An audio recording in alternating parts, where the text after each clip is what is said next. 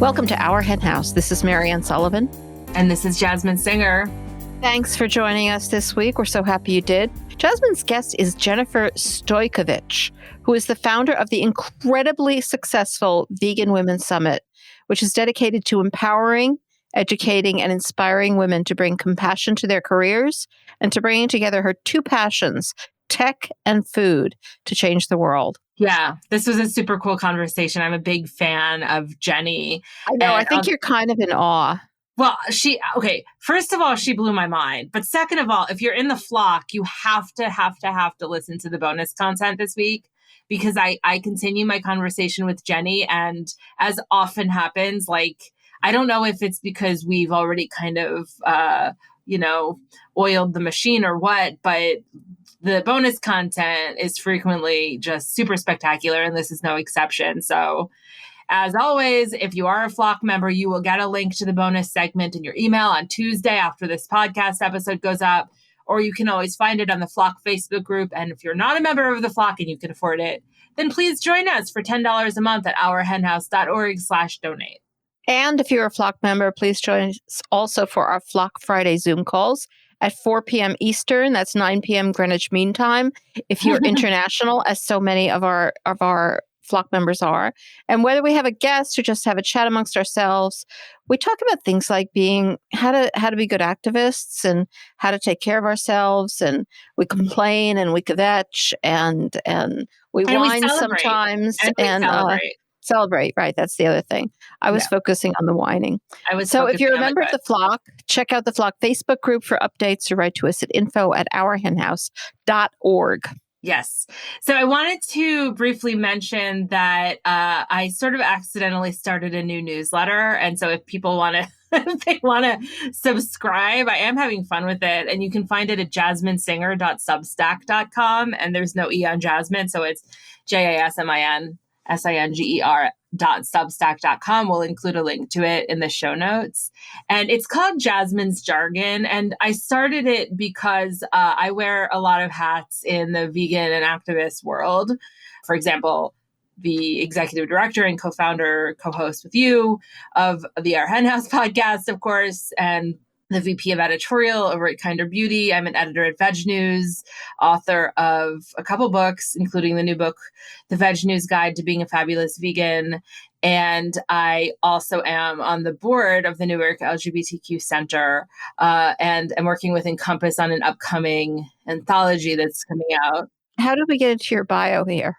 So all of these things are related, but they're sort of truncated in the sense that or they're sort of scattered, I should say, in the sense that they all exist on their own little islands. And I started this newsletter to talk about how I manage my time around them, and also how they all sort of merge together and dance together in my mind, as well as some call outs to exciting things that I'm super jazzed about, like with our Hen House. And so I hope that you subscribe. You can subscribe for free at jasminesinger.substack.com. And Marianne, you subscribe. So I am a subscriber.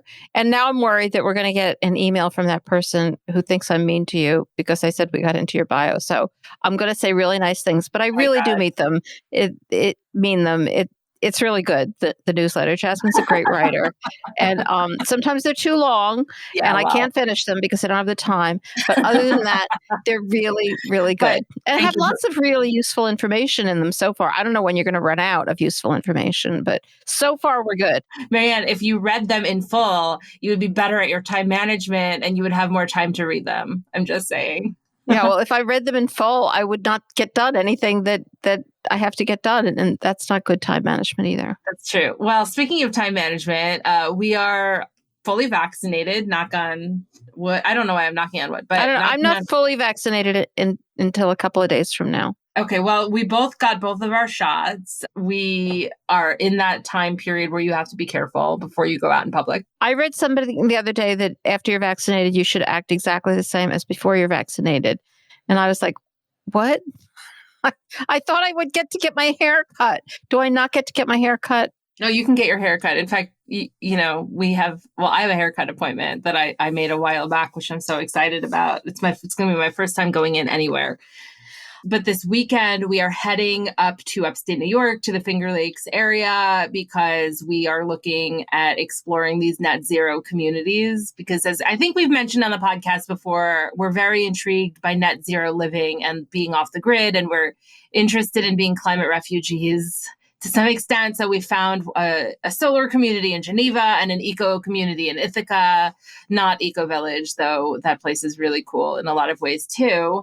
Though it does sort of bring up some questions because, ideally, I think if I can speak for both of us, we would ideally both really want to live as eco-friendly as possible, as off the grid as possible. So we'll keep you posted. However, some of these communities do have chickens, and that has been sort of a thorn in the side of looking at these communities.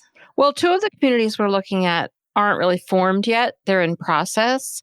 So it's not clear that they're going to have chickens, but I think there's kind of an assumption that they will have chickens, because chickens is kind of like along the lines of how most of these like eco type people think of having your own chickens. And, of course, as always, as vegans, we're just not on the same page. Right. But there is one of them talking, they're naive. I mean, all of the people we've spoken to are naive. They don't understand that chickens don't lay eggs for their whole lives, that there are, you have to decide whether you're going to support them for their lives or whether you're going to send them to slaughter. Like, these decisions have to be made. You have to worry about where you're getting your chickens and whether you're supporting a cruel hatchery. Like, they don't know any of this. They just think it's cute to have chickens and get eggs. And so, it's just one more thing that we're just going to have to explore, take step by step, and then make decisions about what we're willing to tolerate. Right. I mean, other people, they're communities, but they're not really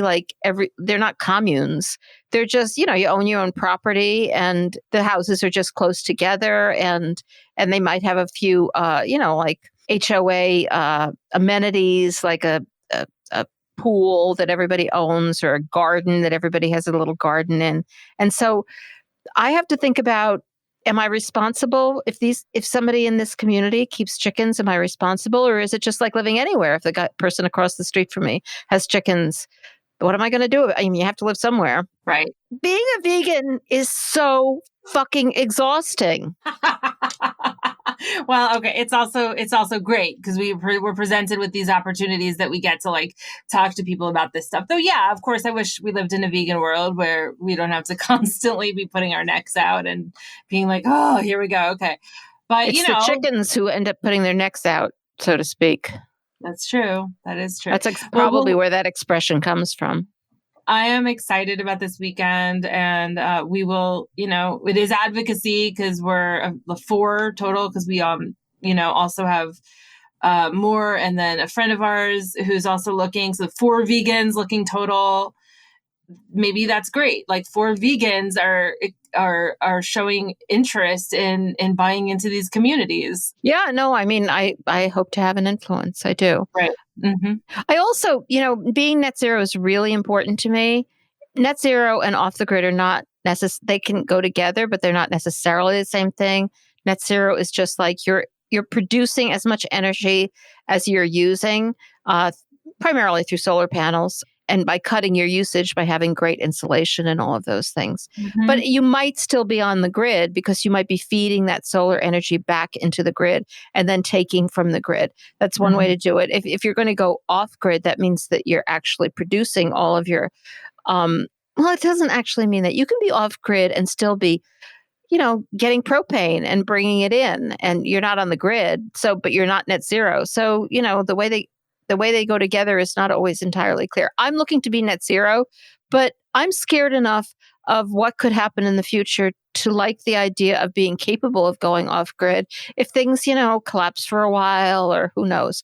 But I won't get into really dark scenarios. I watched a lecture today on climate change. I'm a little freaked out. But I also wonder how much, it's just like with veganism, how much energy and thought should we be putting into our individual lives as opposed to putting into political action and trying to change the overall way the world works? And does individual action, such as veganism or going net zero on a different issue but related issue, does it matter? And I guess I come down the same way, but it's a constant thought process of how much energy do I put into it. I think it's important to align your personal values with what you think is the right way to live, but you have to go beyond that and you have to be trying to change the world at the same time and maybe using your net zero status as a model or trying to and encouraging other people to think about the energy that they're using. So yeah, life is exhausting. Yeah, well, what gives you energy these days? So you're exhausted. Not to put you on the spot. Yeah, I know exactly how to answer that. All of a sudden it's spring. It sure is. It has been winter for so long. We had the coldest, snowiest winter, which I know seems surprising in this age, but weather hasn't changed up here. And it was a cold. It's been so long since I've seen green on the ground as opposed to white, and all of a sudden, it's shocking. Like all of a sudden, it's in the 70s and beautiful, and you can see the trees budding, and boy, that gives me a lot of energy. Yeah, I totally agree. I didn't even realize how much I missed it until like this last week where you are seeing the buds. And honestly, that's something that I really enjoyed about moving from LA, where I moved last year, back to New York, because I did miss those seasons, those giant indicators that it is time to shift in some way. I like the cues from Mother Nature that, things are going to move and I can too. So I am loving that. I love the two transition seasons, the like spring and fall. I mean, everybody loves the fall. Like, I think fall is just about everybody's favorite season. But there's a little bit of a, things are dying, sort of not dying permanently. So I guess it's not dying, but the leaves are falling. And spring, it's muddy and it's wet. Mm-hmm. And it still isn't that beautiful. I mean, except in that wintry kind of beautiful way where the trees are bare. But you see the life coming, and there's something so moving about it. Mm-hmm, totally. So I love both spring and fall. They're my favorites. I love them too. I also love this interview because she is talking a lot about the transitions that we have within animal rights and within veganism. And so I would love to transition and sort of have a spring forward to Jenny. That was terrible. That was so weak. So weak.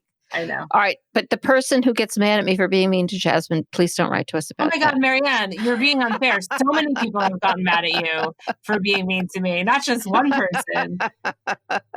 Stop bullying the one person. There's a lot of that. I just looked at my evaluations for my class for last year, and one of the students, I always have one student who hates me, and the rest were good. I just want to say the rest were good. Some of them were very good, but there's always at least one who hates me, and that person said that I should be kinder.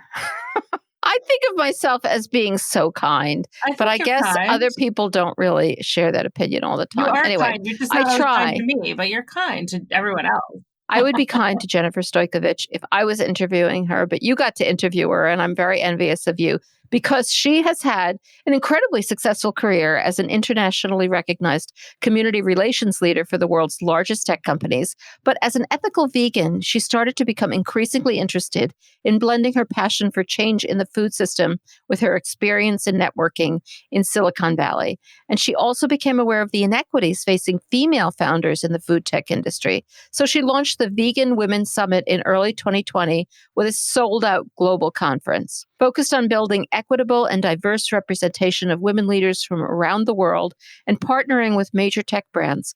VWS features programming with the world's leading vegan CEOs, celebrities, investors, Olympians, and more, and is the world's first events and media organization dedicated to empowering, educating, and inspiring women to bring compassion to their careers. And she will be joining Jasmine right after this.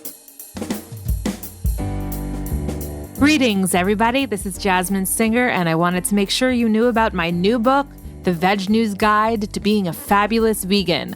Look good, feel good, and do good in 30 days. Want to be fabulous? Go vegan. Maybe you're interested in it for the food. Maybe